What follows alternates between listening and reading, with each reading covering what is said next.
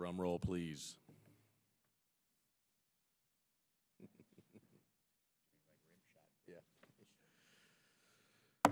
The subcommittee will come to order. I first want to thank everyone, especially our witness, for joining us for our hearing today.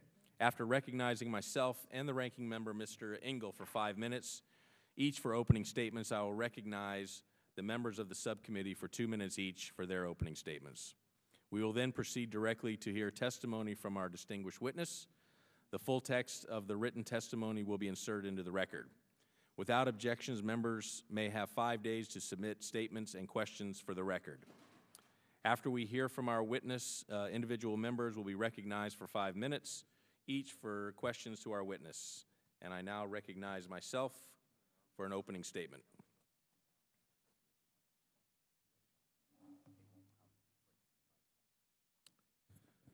It's a new year with a new budget hearing, and things look worse for the United States today than they did last year. We spent approximately $1.8 billion on programs in the Western Hemisphere last year, and we find that the region has less economic freedom, an increased homicide rate, and reduced press freedom. If it was a private company generating this data instead of the U.S. government, it would be made clear that the product is failing to provide desired results, and the contract would not be extended. Unfortunately, these figures represent the outcome of the U.S. government's programs, and this backsliding is compounded by an increased lack of respect for the United States. The headlines emanating from the Summit of the Americas widely reported that the United States is isolated within the region. We have been in a senior position on issues relating to the in a senior position on issues relating to the hemisphere for over 10 years. During this time, we have not held the Organization of American States accountable for their inability or lack of desire to act on behalf of democracy in the hemisphere. Now we see the discussion of redefining democracy gaining steam in the region. While it may be a complex system of governing and is difficult to attain and maintain, democracy has but one definition: government by the people. It is clear that Cuba does not have government by the people. Other nations in the region have mutilated government by the people by utilizing executive power to alter constitutions and by daily assaults on free speech. Democratic principles act as a standard for protecting freedom. If these principles slip within our region, the impact to security and the economy will be lasting. Over the past 10 years, U.S. assistance supporting democratic efforts has been cut, while the OAS has received yearly increases. Nicaragua and Ecuador have worked counter to freedom and received a boost in U.S. funding, and new global climate change programs have maintained a healthy stipend. Meanwhile, our allies were dragged through a negative campaign on the free trade agreements and frustrated on the Keystone XL pipeline. Are we to understand that $78 million spent on climate change programs outside of our country took priority over enhancing business partnerships and the principles of freedom for the citizens of our region? Backsliding in the hemisphere is extensive, with attacks on the press and business from Argentina to Ecuador, Ortega's stealing the election in Nicaragua, Chavez's involvement in all of the above while ceding Venezuela to drug traffickers and terrorists. Billions of dollars are going to fight the drug trade with countries who take a public stand against U.S. policies, all while the region bands together to demand the world's longest dictatorship in Cuba a seat at the Democratic Gathering of Nations. Assistant Secretary, I look forward to hearing how you will improve the markers on this declining state in which we find ourselves. As I have said, and I'm sure you agree, the strengthening of our economy and the durability of our national security starts right here, with the powerful economies in our region and at our borders. Unfortunately, our policies have come down to promoting the lowest common denominator in an attempt to maintain friends. In the end, We have lost our friends and our values.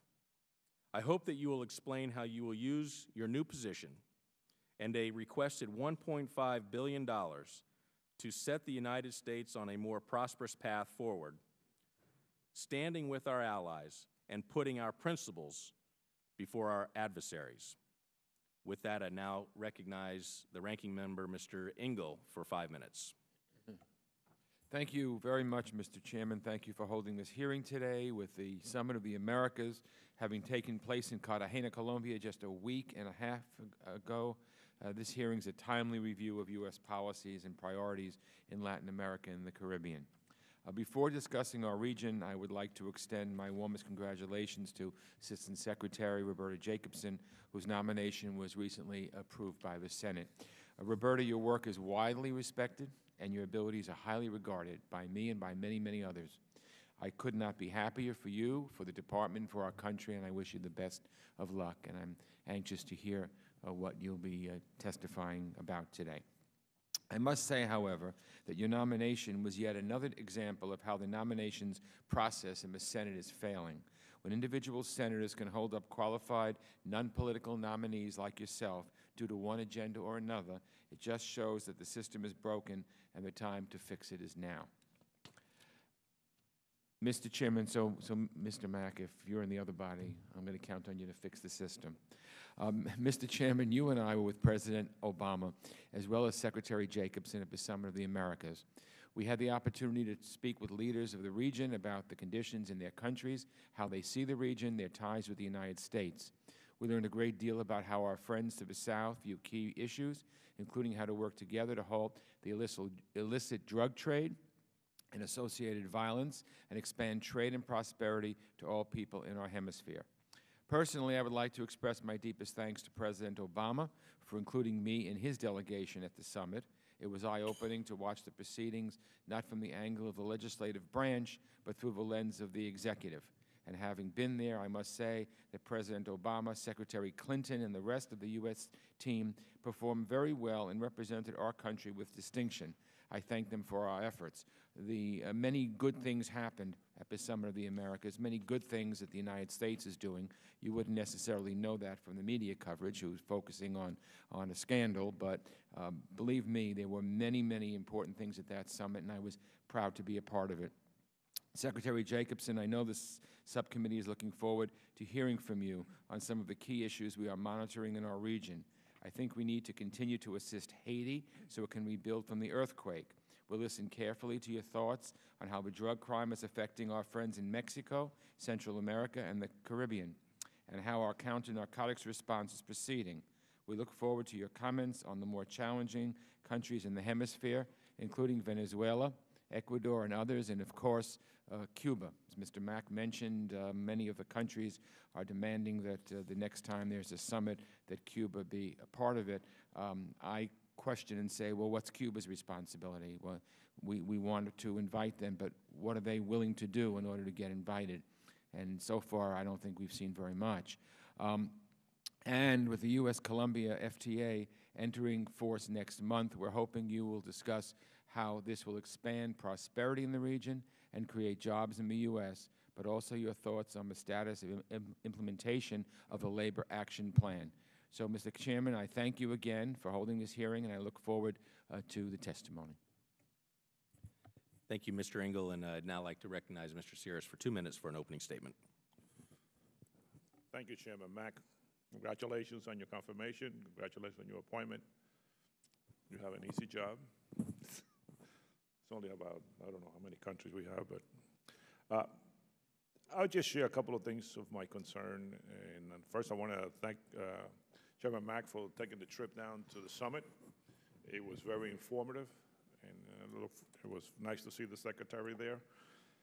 But, you know, in meeting with the different presidents and the different dignitaries that we met with, I took one thing away, which is very important. And obviously, it's also our concern, is the drug problem. And one of the things that I took with me is the concern that we're not doing a regional effort to combat the cartels.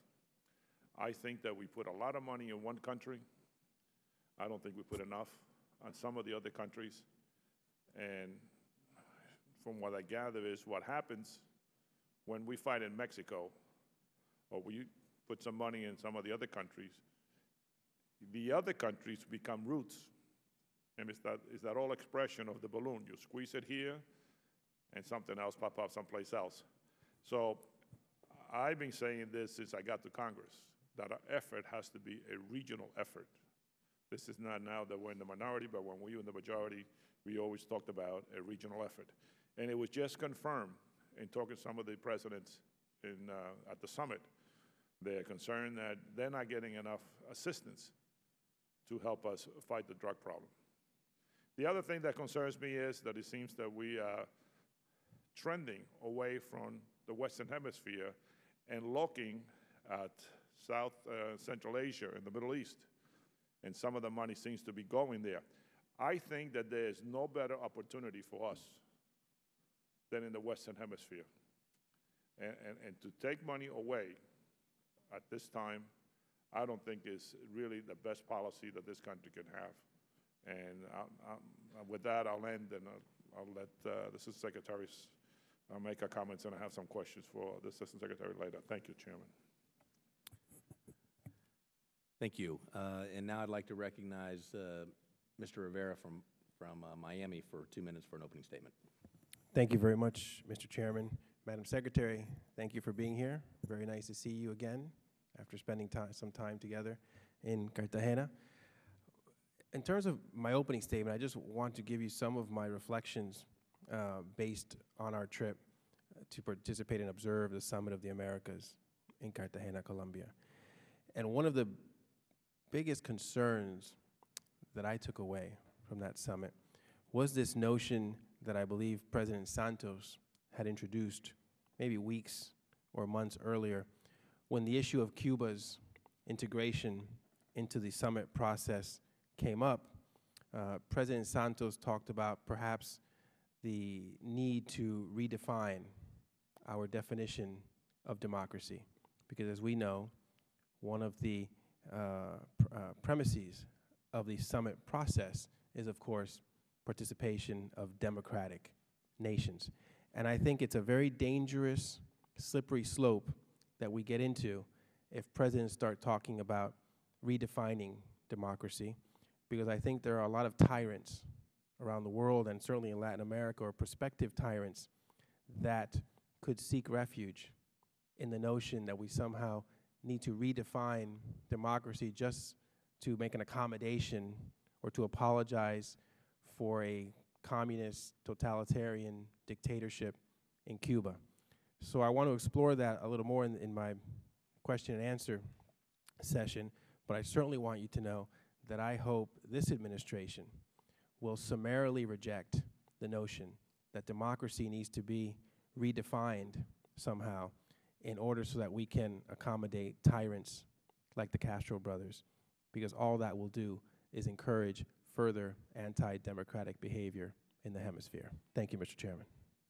Thank you, Mr. Rivera. I would now like to recognize our witness. And first of all, again, congratulations on your appointment and nomination.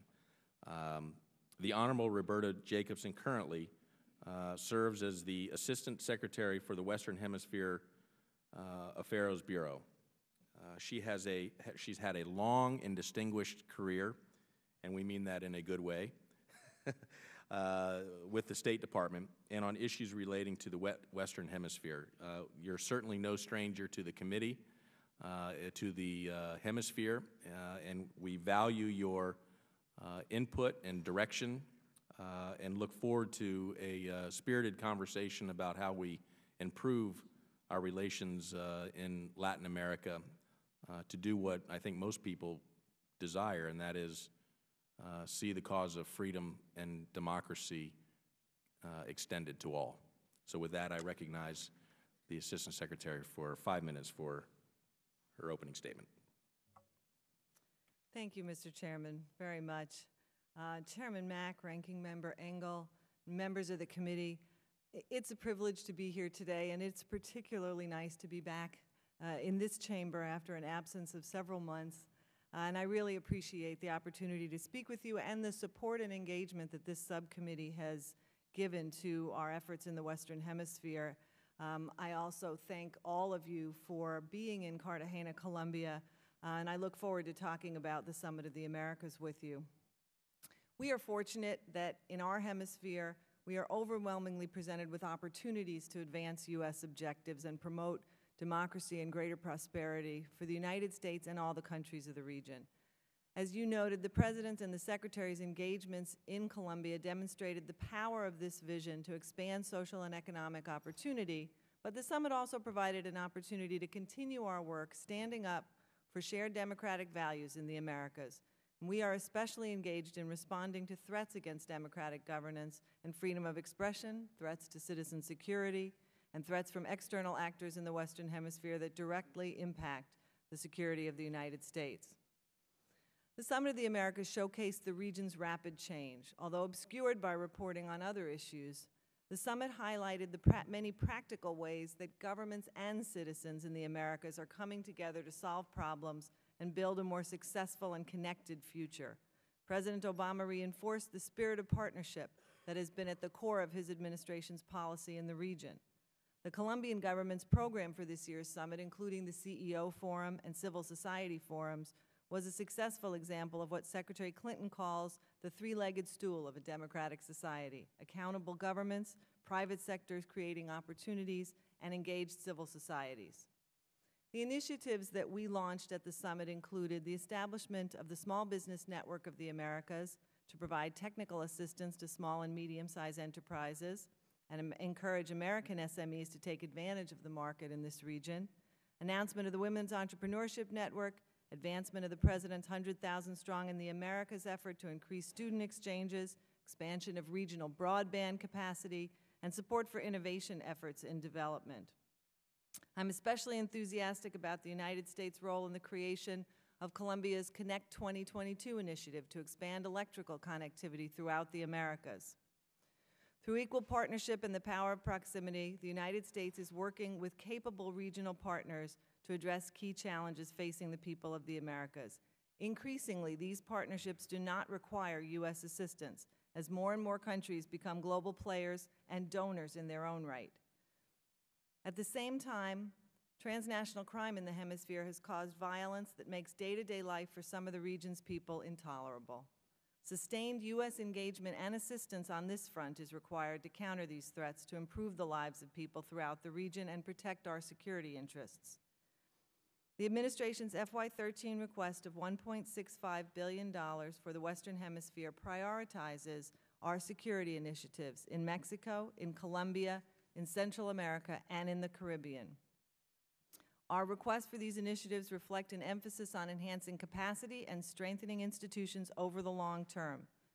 Our assistance draws on the capacity of partners in the hemisphere, such as Colombia and Mexico, and other international donors, such as Canada, the EU, Spain, the Inter-American Development Bank, and others.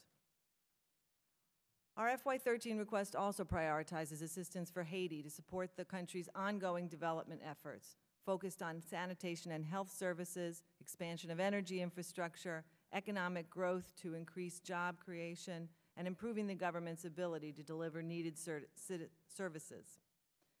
In Mexico, we continue our shift away from heavy equipment and towards institutional capacity building. We're continuing to work with Colombia in its whole-of-government effort to expand state presence in former conflict zones and protect human rights and economic development.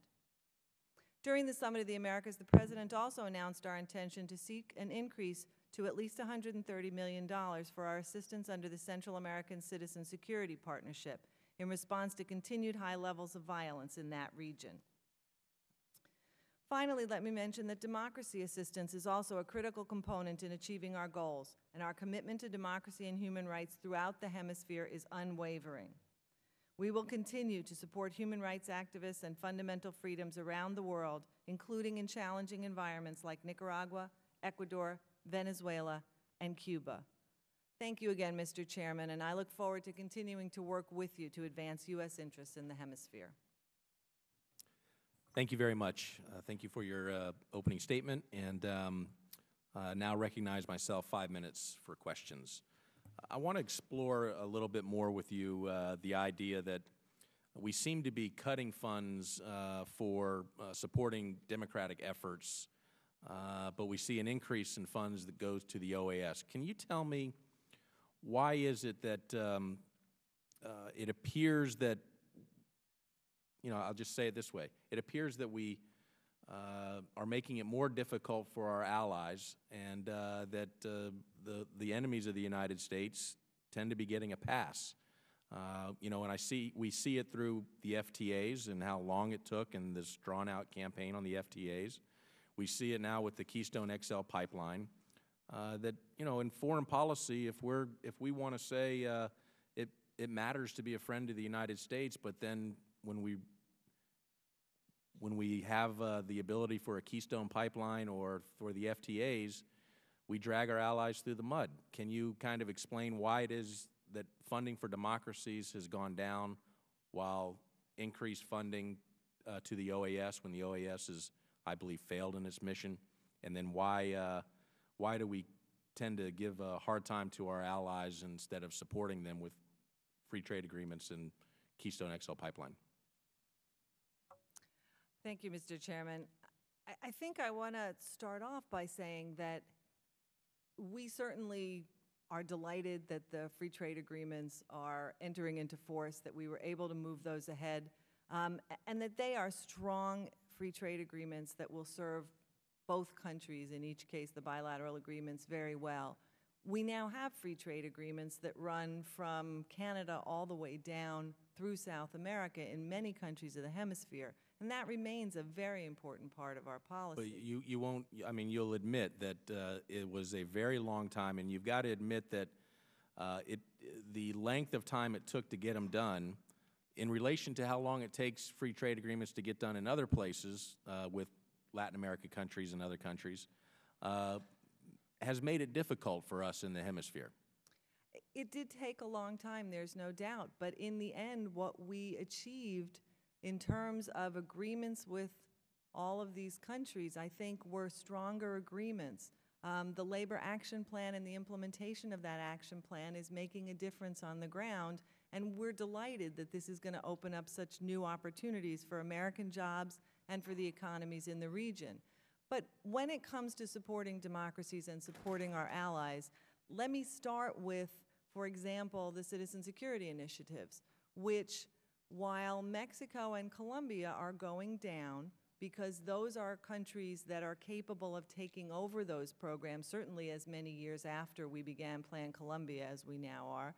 But in places like Central America, the funding is going up because we know that our allies in Central America who are fighting this shared responsibility with us need more help to confront this problem. But I also want to mention that in the OAS, there are some critically important efforts that the OAS has undertaken on democracy issues where we think we have to continue to support them, including financially. That includes election observation and monitoring and reports that have come out in very challenging environments such as Nicaragua. It includes the Special Rapporteur for Press Freedom, an issue that I know many on this committee are concerned about, and an issue that's been under some pressure in the OAS, where we think it's important that we continue to fund those efforts. Thank you for your answer. I don't know that I completely agree. I mean, if you just look at this graph, it shows that the freedom of the press in Latin America has been on a steady decline. So I don't know that, again, this is one of the things I pointed to in my opening statements. I don't know that that this is a show of success for what's happening, and I think the OAS stands in the way of democracy, and that we ought to be strengthening our relationships with our friends and allies instead of turning it over to the OAS. And I know you'll disagree, and I'm sure we'll have plenty of time to talk about that. I want to hit on the idea of, about Cuba for a moment, because it was disturbing at the summit to hear the different countries, so many of them, talk about wanting Cuba to be part of the next summit or be included in the OAS when Cuba's not a democracy. And the idea that we're going to allow a dictatorship to be part of a organization that is to promote democracy, and even to go so far as to talk about redefining democracy, almost like trying to create a special space for Cuba that shouldn't exist. I mean, this is a country, and I think we would agree with this, you would agree with me on this, that all the tools, everything that needs to happen with Cuba is in their hands, with free and fair elections, releasing the political prisoners, freedom of speech, freedom of the press, becoming a democracy. They would be welcomed. But I'm concerned about the overall take in the Western Hemisphere that we're losing ground with even with our allies on this issue, and I'd just like to get your response to that. Thank you, Mr. Chairman. I think the President and the Secretary have addressed this issue very well. We certainly agree with you that democracy is not a relative concept. It's a universal concept, and it's enshrined in documents in this hemisphere, in the Inter-American Democratic Charter and in the summit process from 2001, when democratic governance was required of those participating in summits. And so we too look forward to the day when Cuba can participate in the summits, but that day has not come yet. So we feel very strongly about that is a requirement to participate. And you would also say it hasn't come yet because it's Right. Cuba's responsibility, not the responsibility of the United States or any other country in the hemisphere to turn the blind eye to what they're doing. Absolutely, absolutely. The roadmap has been set out for Cuba to take that path and enter back into the inter-American system. Thank you. I'd now like to recognize Congressman Engel for the ranking member for 5 minutes for questions. Thank you very much, Mr. Chairman. You and I agree on much of what needs to be done vis-a-vis the United States and in Latin America policy. But I do agree with you that one of the reasons I supported the free trade agreements with both Panama and Colombia was that I think it is important that we let our friends know that there is an upside into being allies with the United States. I think that there's a geopolitical reason for us to do these things, and I think that's very important. And I do agree with the chairman that we have to show countries that it's good to align with us, not with the Chavezes of the world, because we are reliable. So we share that. I do, however, think that the President did a very good job, and the administration did a very good job in shepherding the free trade agreements. It's very difficult, very politically tricky, and the President did it, and it's done, and I commend the administration for doing it, and I think we're going to see more things like that. I also agree with the chairman that the OAS is a far from perfect organization, but I think where we disagree is I believe it's the best we have. If we don't strengthen the OAS, and if we start pulling back so that the United States does not have as much influence as it does on the OAS, we are going to find that the alternatives are far worse. For instance, I want to ask the Secretary, how does she view the CELAC? Is it a competitor to the OAS? Shouldn't we be concerned? I believe we should, that the U.S. is not a member, but many of the countries antagonistic to the United States in the hemisphere, including Cuba, are.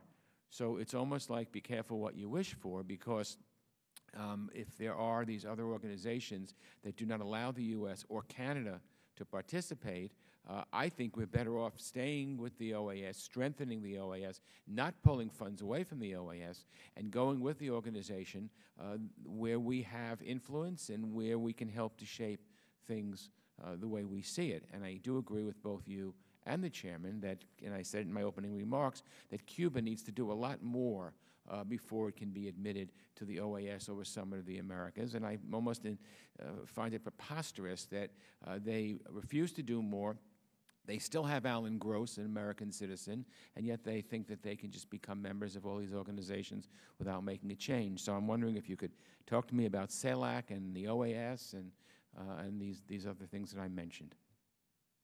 Thank you very much, Congressman. I think we agree on a lot of these issues. Multilateral diplomacy has been a big part of this administration's push. We think that when we act with other countries in the hemisphere, we get better results, we have a stronger position. The best forum for doing that, we believe, is the OAS. It's the longest standing body in the hemisphere. It's got institutions that have been developed to carry out some of its functions, technical functions, whether that's election monitoring or the special rapporteurs on various issues that I think are very important at giving voice to some of these democracy issues and others. CELAC, honestly, is very new. It is hard to say where it's going and what it will be like. Obviously, there are lots of different regional organizations, some of which do not include us and have existed on and off over the past number of years. So I think it's a little bit early for us to say whether CELAC really becomes a competitor to the OAS. Our goal is to support the OAS and to continue to view the OAS, which someday will have, I think, a democratic Cuba as a member, and thereby include all of the countries of the hemisphere as the primary multilateral vehicle in the hemisphere. Thank you. Can you talk a little bit about the Summit of the Americas? We all went, all of us up here, all 4 of us up here. And if you listen to the media, you hear about the scandal with the Secret Service, but you don't hear about the good work that was done. What's your assessment of the work that was done at the summit? Thank you. I guess I would start out by saying that the sheer fact, and many of you spoke about this, the President spoke about this, the sheer fact that we were in Cartagena, Colombia, safely for a number of days in a hemispheric gathering was pretty remarkable after the decade plus that Colombia has been through. And I think in some ways, Colombia's leadership of this summit demonstrated just how far they've come and the kind of partnerships we really do want to create throughout the hemisphere. And so I think Colombia as the host and leader of this summit was very significant. Similarly, I think the way they structured this, and I made reference to this in my statement, the way they structured this summit was a very important model. By having a CEO summit where the private sector really, for the first time, was able to have a true dialogue with the leaders, and a civil society summit, they set up a model which really can serve us well in the future. These summits can't be government leaders isolated from those 2 other constituencies in the hemisphere. But lastly, I would note that although there was a lot of commentary on the lack of a political declaration signed by all the leaders at the end of the summit, it isn't the first time that that's occurred. And unfortunately, we didn't have consensus on every issue. One of these, as you know, was Cuba. There were others. But what's, I think, missing from a lot of the commentary is there was huge amount of support for 16 other paragraphs that everybody agreed on. The importance of focusing on energy, both traditional, conventional, and renewable. The importance of education to make societies more competitive in the 21st century. The importance of empowering women and small businesses. So, unfortunately, the focus in the press wasn't on those pragmatic solutions, but there was a huge amount of discussion of those in the summit itself. Thank you. Thank you, Mr. Chairman. Thank you, Mr. Engel. I'd now like to recognize Mr. Rivera for 5 minutes for questions. Thank you, Mr. Chairman. I'd like to raise the specter of the recent visit between President Obama and Mr. Medvedev, Putin's puppet in Russia, in which President Obama expressed flexibility or a willingness to be more flexible with respect to U.S.-Russian relations after the upcoming election. And Mr. Medvedev's response that he will, of course, inform his master, Putin, of the president's willingness for flexibility. Because in essence, what the president was signaling to our allies, like Poland, a great ally, that we are willing to throw them under a bus on an issue like missile defense.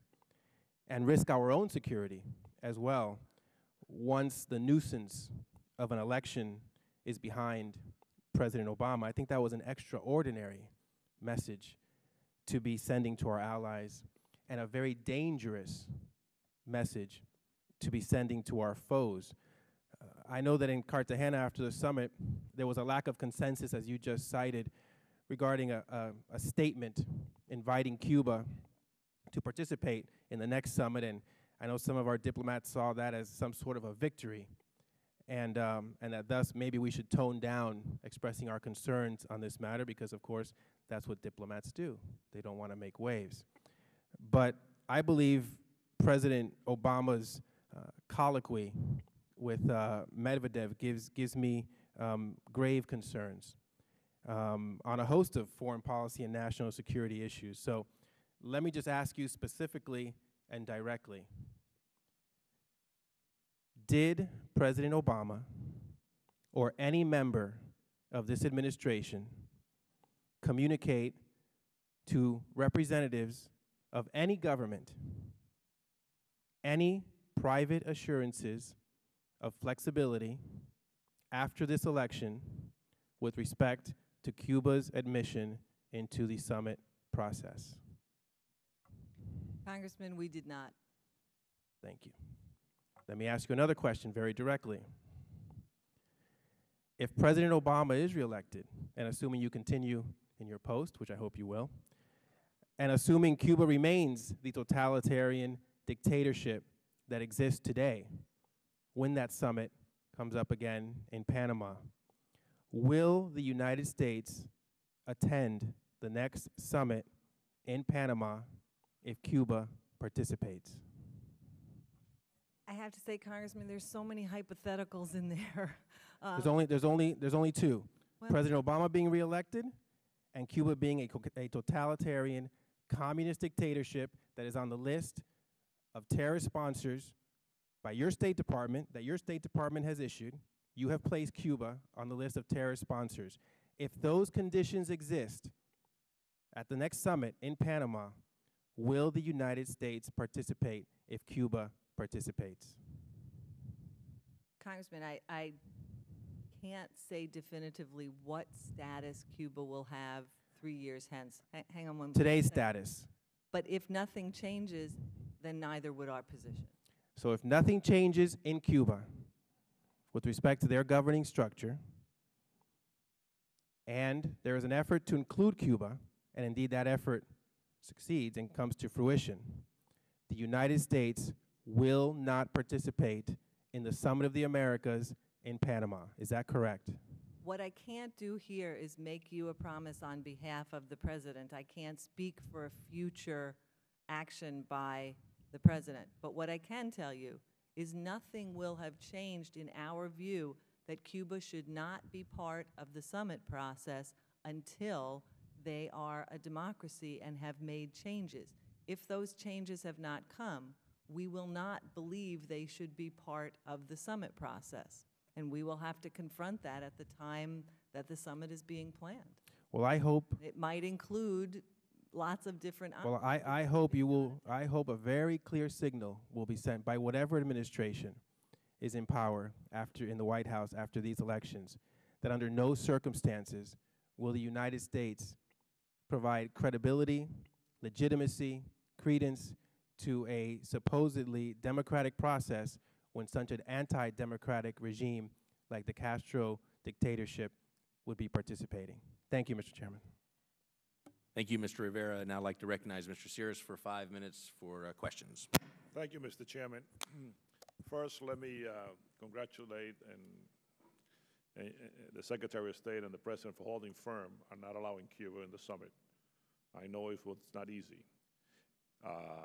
I was very disappointed that the OAS was hiding under a rock and not making any comments about this issue.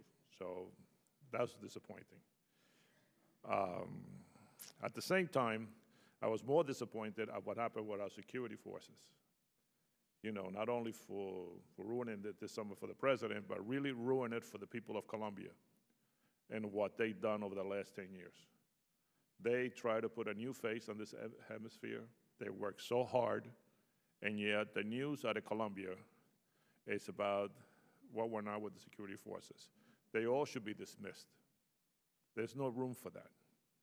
And I feel very bad for the people of Colombia. They worked very hard. And some of my Colombian friends have talked to me and said to me, you know, for 10 years, all we see on CNN and all these other stations is, you know, the terrorists in Colombia and what's going on in Colombia. And now after this summit, what we see is about prostitutes in Colombia.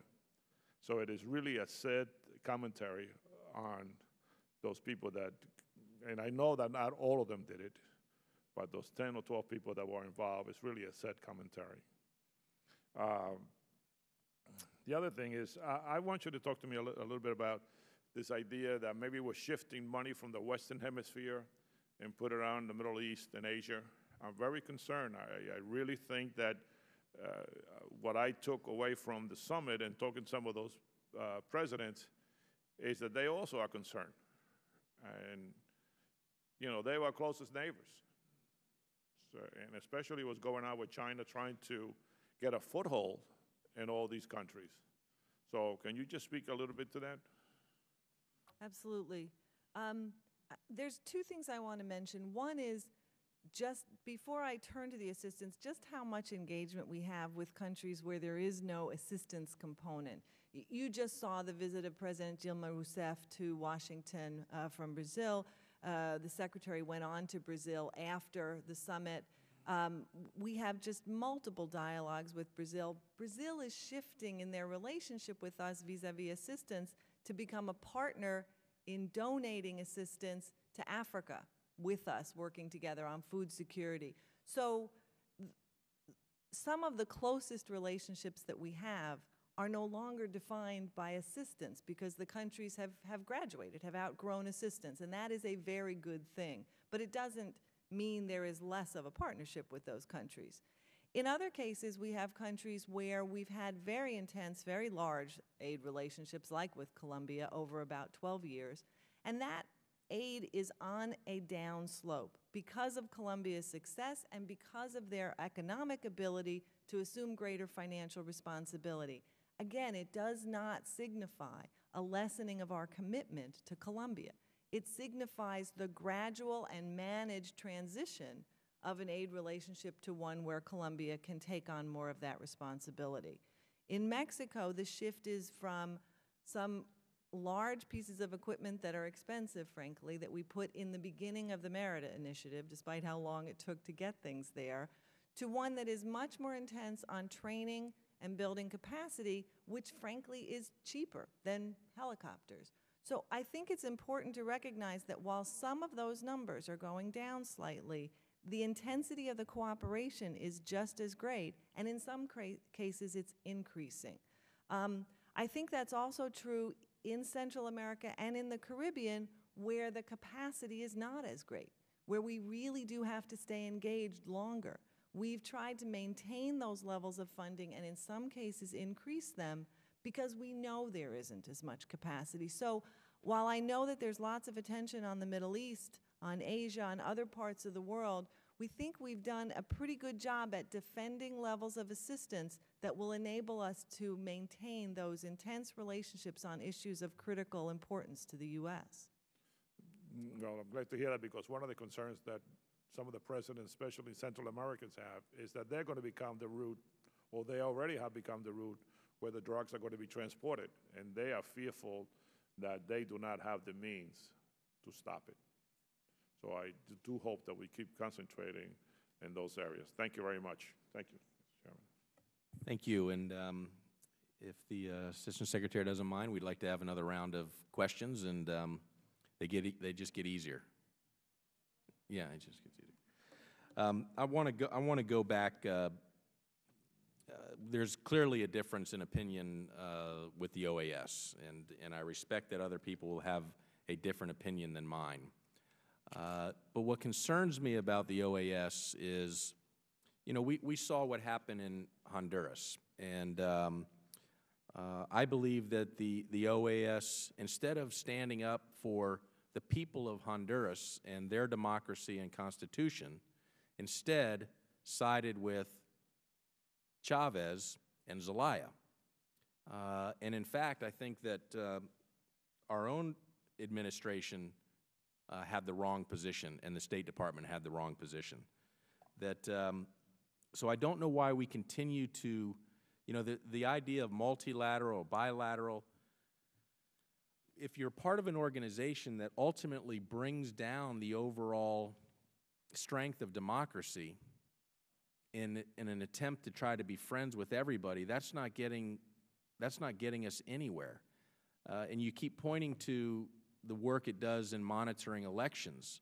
I'm not sure that there are some who think they do good work monitoring elections, but there are some, including myself, that don't. So I don't know that. We'll have a longer discussion about this, and maybe we'll have invite you back and have another hearing on the OAS, because I do believe that they stand in the way of democracy building and protecting democracies in Latin America instead of supporting democracies. And there shouldn't be a question. People shouldn't have to guess where the OAS or the United States or any other democracy would stand on these issues. And like Congressman Sierra said, sometimes when they are quiet on issues as it relates to Cuba, it causes a lot of problems here in the United States. But I wanted to turn quickly to Argentina. I believe, and I have for a while now, that Argentina is up to no good and is turning away from freedom, democracy. We see it with the taking of business assets when they play shenanigans with accusing the United States of doing things. And then, we know that there are court documents and court proceedings that they continue to ignore. And so I just would like to get, from your perspective, from the State Department's perspective, where you see Argentina in its relationships to the United States. Do you see it one that is challenged or one that is on solid footing? Thank you, Mr. Chairman. I appreciate that question. And I guess I would say it is a difficult relationship. And it is one in which we are working very hard to try and focus on the things we can move ahead on, focus on the positive. I was in Argentina in February. I studied there as a student. It's a place I have a great fondness for. And we're trying to move ahead in areas that we can and that are positive. But frankly, there are areas of the relationship that are very challenging and which are not moving ahead. And some of those are Argentina's relationship to the international financial community. You made reference, I think, to some of the outstanding claims, the arbitral awards by ICSID, as the acronym is known, which Argentina has not paid. That was the reason that we announced at the end of March recommendation to suspend Argentina's GSP privileges, certain trade privileges. We think that Argentina needs to get itself back into a positive relationship with the international financial community, both for their own economic future and for the system and those creditors in the United States and elsewhere. So that continues to be a very challenging part of the relationship. The security relationship is also not back to normal yet. We would like it to get there, but since the incident with the DoD plane over a year ago, we have not been able to work as much on issues like narcotics trafficking that we would like to. So we are still committed to working with Argentina on lots of issues, counterterrorism, educational issues, et cetera. But there are challenges in that relationship. Thank you very much. My time has expired. And Congressman Sears, do you have another question? You're recognized for 5 minutes. Can you talk a little bit about the progress that we have made in Haiti with the money that we have given them in terms of infrastructure and basic services? Because I know a lot of people are concerned that we're putting a lot of money in Haiti and maybe it's not getting to the people. So can you just talk a little bit about that? Sure, thank you. There's no doubt, I think, in anyone's mind that we would all like to see the assistance that has been appropriated for Haiti and that is being delivered to Haiti implemented it faster and affect people on the ground faster. I think the last year has seen an acceleration of the implementation of those funds. Half of the rubble from the earthquake has now been cleared. That took a very long time, but that's critically important. You've got the number of internally displaced persons going down from about 1.5 million to below 500,000, people moving into housing. Obviously, great efforts being made against cholera to try and control the spread of that in sanitation and health services. But there is still a huge amount to be done. And there's no doubt that we have to continue to, frankly, keep our foot to the pedal here because there's a huge amount to be done. And frankly, some of that needs to be done with a government of Haiti that has a prime minister in place. And so, as you know, the previous prime minister has resigned. He's in caretaker capacity. A new prime minister has been nominated, passed by their Senate, and we're hopeful that that person will be passed by the lower house, and that then we'll be able to accelerate the efforts still further. But there is a great deal more to be done. I know that the private sector has helped immensely in Haiti. How is the coordination between the private sector and us in terms of whatever is needed, to work together on? I think that's obviously a critical part of the reconstruction effort. There are a number of major projects, whether it's port projects, whether it's an industrial park that's scheduled to open fairly soon. The private sector role in all of this and its coordination with the international community and the donors has been critical throughout, and that communication will continue to be very strong. Thank you, Chairman. Thank you, Mr. Sears. Mr. Rivera, recognized for 5 minutes. Thank you, Mr. Chairman. Madam Secretary, it has been the policy of this administration since it was inaugurated vis-a-vis U.S.-Cuba relations to loosen travel and trade regulations and sanctions on the Castro dictatorship. The result of that policy, which I often refer to as unilateral concessions to the dictatorship, have been well documented. A wave of repression across the island. Cuba continues to harbor fugitives from U.S. justice, including cop killers and drug traffickers. Cuba continues to be on the State Department list of sponsors of terrorism, even going to the extent of taking and holding a United States citizen, Alan Gross, hostage in Cuba with an expressed willingness, as Bill Richardson's trip to Havana demonstrates, an expressed willingness to try to trade that hostage to the United States. Is there anything else the Castro dictatorship could do that would actually trigger this administration to tighten sanctions? Well, Congressman, let me start off by saying that the people-to-people programs, the regulatory changes to allow purposeful travel to Cuba are not designed as anything that benefits the regime. They're designed to benefit the Cuban people. They're designed to allow more contact outside of government for Cuban citizens and American citizens in particular areas. And so we don't see those as positive for the government of Cuba, but for the people of Cuba. We have kept all of the embargo provisions in place. As you know, those are by law. Those are not ones that could change in regulation. And there's no plan to change those at this point. We've also engaged with the Cuban government only on issues, frankly, that are in our national interest, that are in our national security interest, when it is critical to our interests to do so.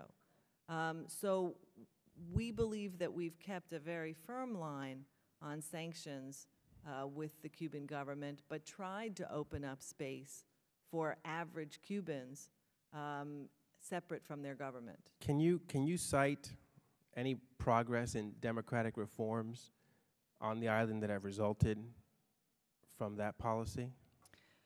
Congressman, I can't give you specific examples yet of areas in which citizens have yet been able to exercise more freely political rights. I wish I could, but I do believe, and I'm sure that you would agree, that American citizens are often the best ambassadors for our country. And I do think that increased contact helps bring us closer to the Well, of course, that contact did not begin with this administration. We've always had travel, family unification, and other types of licensed travel to Cuba, and it hasn't resulted in any democratic reforms. But let me just go, I only have a minute left, to Venezuela very quickly, because my understanding is that in January of this year, you were sent documents from the Venezuelan Ministry of Justice implicating Hugo Chavez in covering up a case involving a 2.2-ton shipment of cocaine in November of 2005, and that according to these materials, President Chavez was notified in writing of, quote, sufficient evidence linking then Brigadier General Henry de Jesus Rangel Silva in the smuggling case, and that rather than ordering an inquiry into this denunciation of Rangel Silva's involvement in narcotics trafficking, Chavez has actually named him his Minister of Defense. And I'm wondering what action, if any, was taken to expose this apparent criminality. Congressman, all I can say on that is that when we receive information about potential wrongdoing, allegations of wrongdoing in Venezuela, as in every other country, we make sure that we pass those documents to the relevant U.S. intelligence and law enforcement agencies and continue to look at those very carefully for potential future actions. Thank you very much. Thank you very much, Mr. Rivera. And I think, if you don't mind, I know I've got one more round of questions, and if you don't mind, and we'll make this the last one.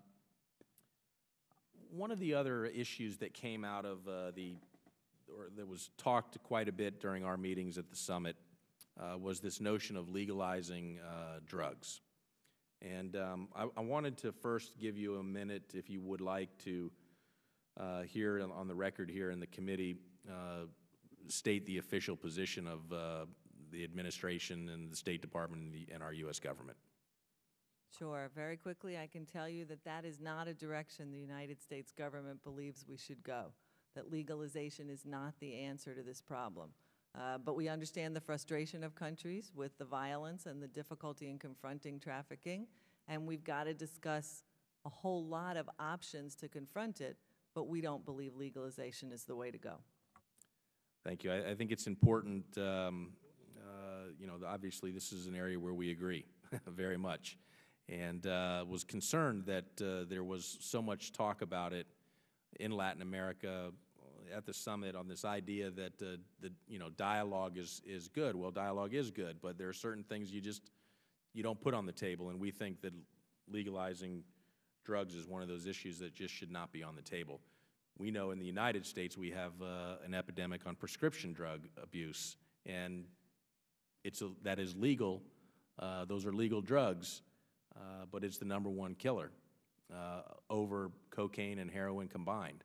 So we think that I just wanted to give you an opportunity here on the record. So I think that's an area that we agree. The last question that I have is I want to talk about Mexico a little bit, and you know, the drug cartels in Mexico have certainly evolved over time, and there is no doubt that they are you know, they cross.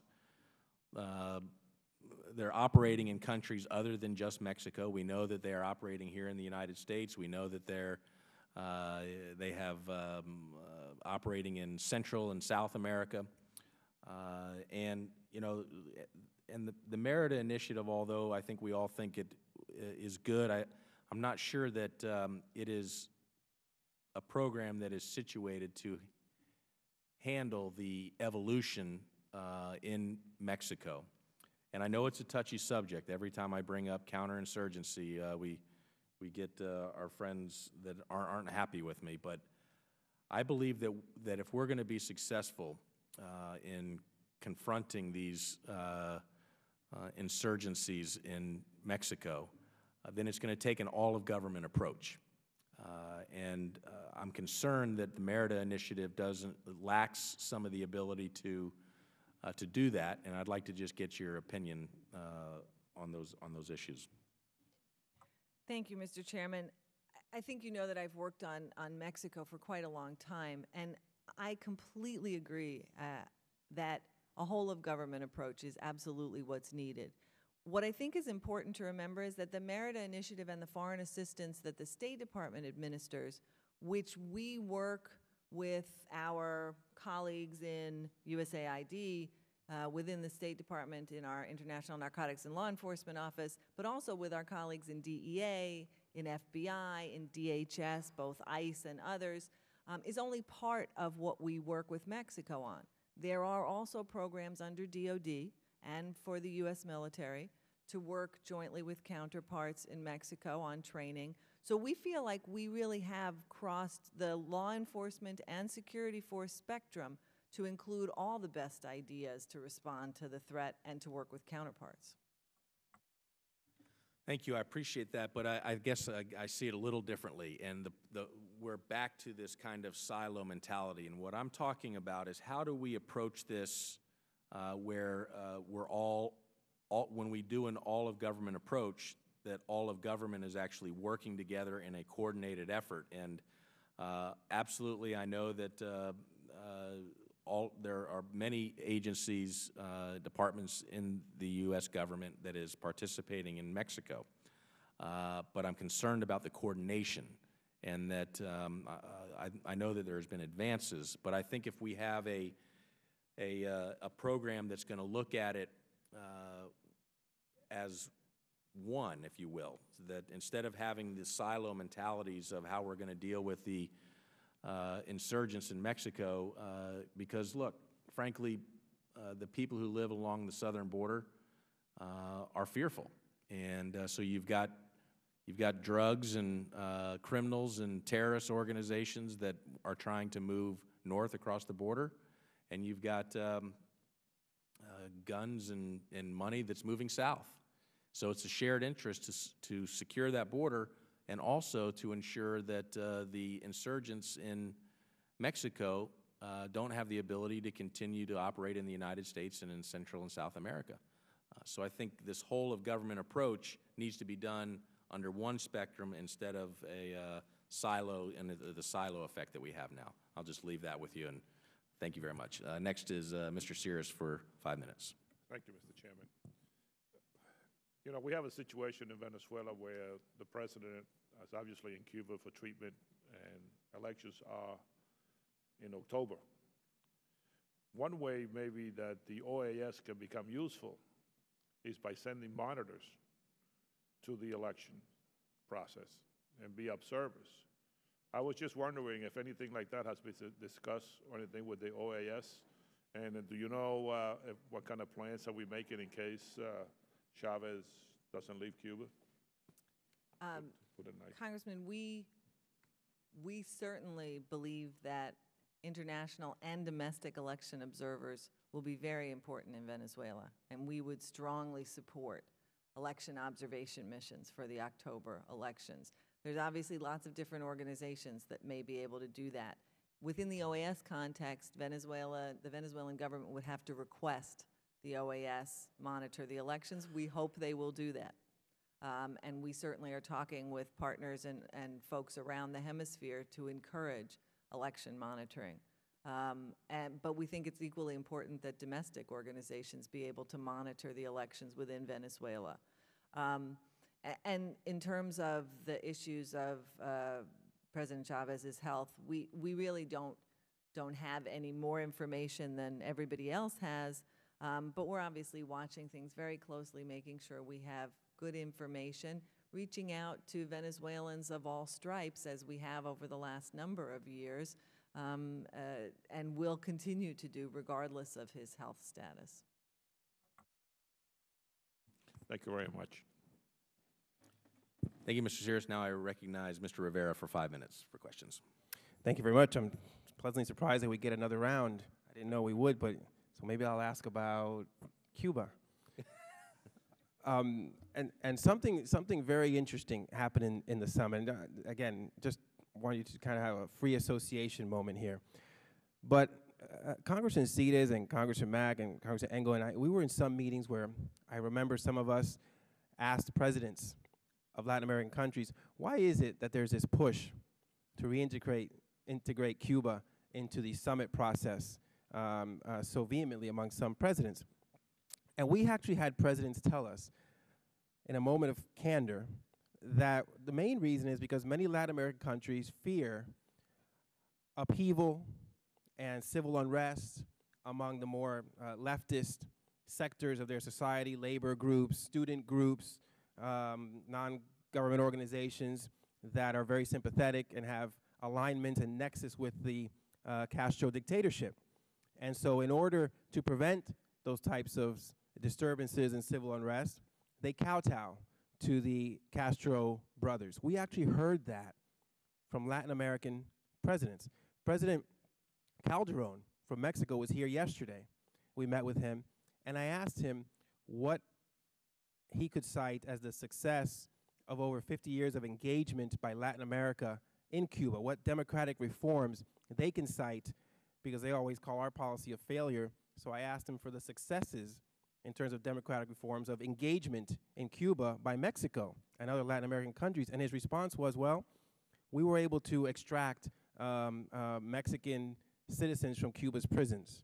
And again, he stated how Cuba had these relationships with terrorist organizations like the FARC, but they never had terrorist problems in Mexico precisely because of their friendly relationship with the Castro brothers.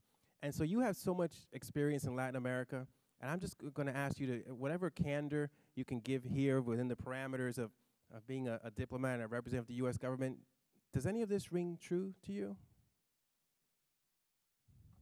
I guess the part that rings true is that all politicians have different constituencies to engage with. But I also think the president said it really well when he talked about moving beyond left and right.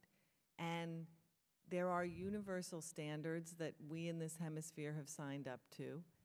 And I think some of those old debates about, the left and the right domestically in countries throughout the hemisphere are just not as relevant as they used to be. So you don't believe that Latin American leaders fear the connections between the Castro brothers and leftist elements, whether it be terrorist elements or civil elements in their societies, and therefore that's why they seem to be so compliant towards the Castro dictatorship? I think it's very hard for me to assert what they may feel or have. I'm asking just based on your experience as a diplomat throughout Latin America. That. I really do. I appreciate that, and I appreciate your confidence that I can ascertain sort of the reasons behind this. But I certainly think, as I said, I guess in the start, they all have constituencies. So there may be some element of political evaluation that this is an issue on which the left cares deeply,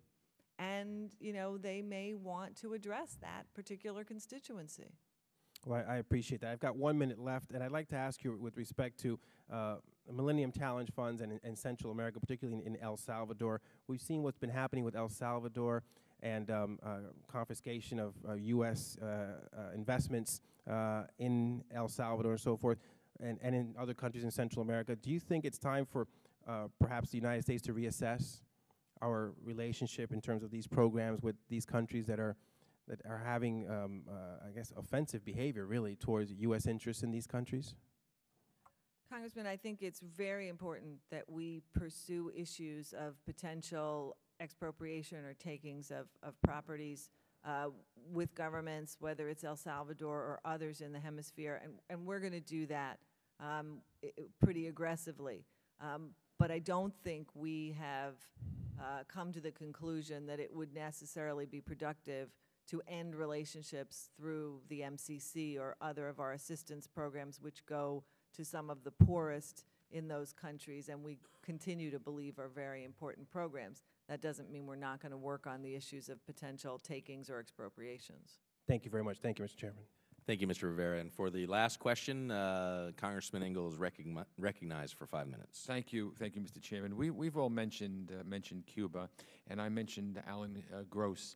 I'm wondering if you could just update us. Is there anything new about him? It's just really an outrage that the Castro government continues to hold him on trumped-up charges, and it's just a disgrace. Anything new with that? Mr. Engel, I really wish I could bring you some new news there. I truly do. This is an issue that I've been working very hard personally, but more importantly, so have my boss, Undersecretary Sherman, and the Secretary and others. And we've used just about every means that we could to try and get Alan Gross home where he belongs with his family.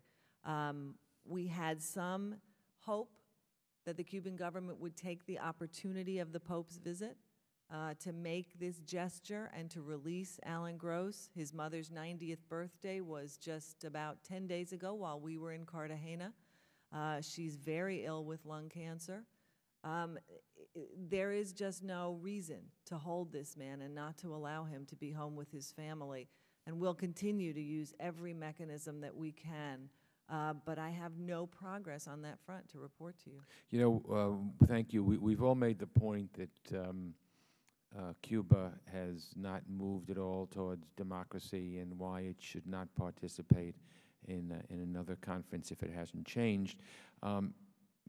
Democracy aside, and that's the most important issue, but something as small as this, Cuba, the government of Cuba has shown its total intransigence on every matter, not just democracy, not just allowing political pluralism, not just human rights. This is an American citizen who does not, by any stretch of the imagination, deserve to be incarcerated, and they won't even budge on that.